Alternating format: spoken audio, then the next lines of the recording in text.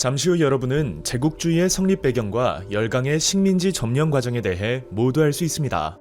자, 그럼 로빈의 기록을 시작합니다. 한국사는 로빈. 19세기 후반 서양 열강은 산업화를 거치며 자본주의 경제를 크게 발전시켰습니다. 이들은 군사력과 경제력을 앞세워 약소국을 식민지로 삼아 지배하였는데, 이러한 서양 열강의 대외 팽창 정책을 제국주의라 합니다. 중화학공업에서 대량 생산이 이루어지자 유럽 열강은 값싼 원료와 노동력을 손쉽게 얻고 국내 상품을 수출할 새로운 소비 시장과 잉여 자본의 투자처 등을 찾기 위해 대외 팽창에 나섰습니다. 19세기 후반에 출현한 제국주의는 당시 유럽에 퍼져있던 민족주의와 결합하였습니다. 유럽인들은 대외 팽창이 경제적으로 큰 이득일 뿐 아니라 실업 등의 국내 문제를 해결하고 민족의 자존심과 권위를 세워주는 수단이라 생각하여 이를 적극적으로 지지하였습니다. 제국주의는 우수한 인종만이 생존하고 열등한 인종은 도태된다라는 다윈의 진화론을 사회에 적용한 사회진화론과 식민지를 문명화한다는 명분을 내세우며 전개되었습니다.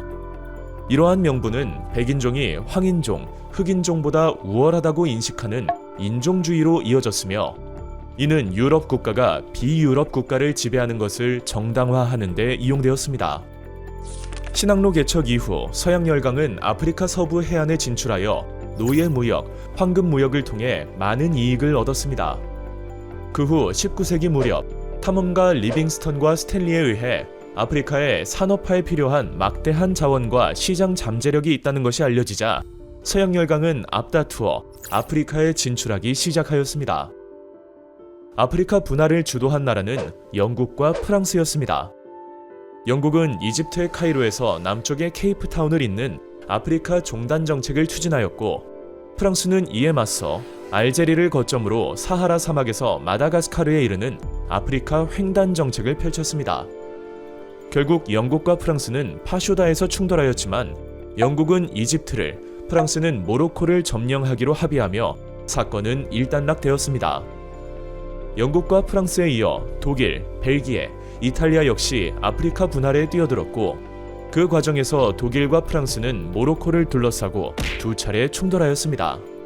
이처럼 열강들이 앞다투어 아프리카로 진출한 결과 20세기 초에는 에티오피아와 라이베리아를 제외한 아프리카 전 지역이 분할, 점령되고 말았습니다.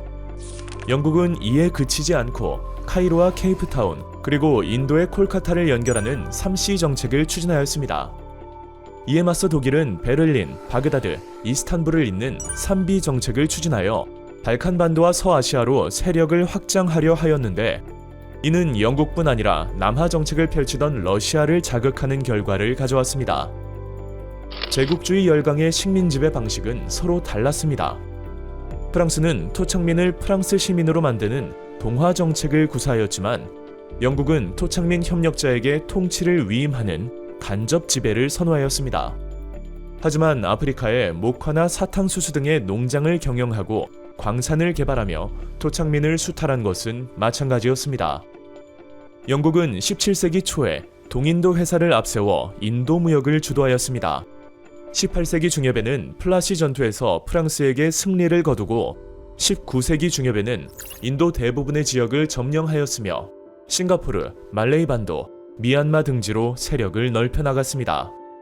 플라시 전투에서 영국에 패한 프랑스는 베트남과 캄보디아, 라오스 등 인도 차이나 반도로 세력을 확대하였고, 이들을 합쳐 프랑스령 인도 차이나 연방을 조직하였습니다.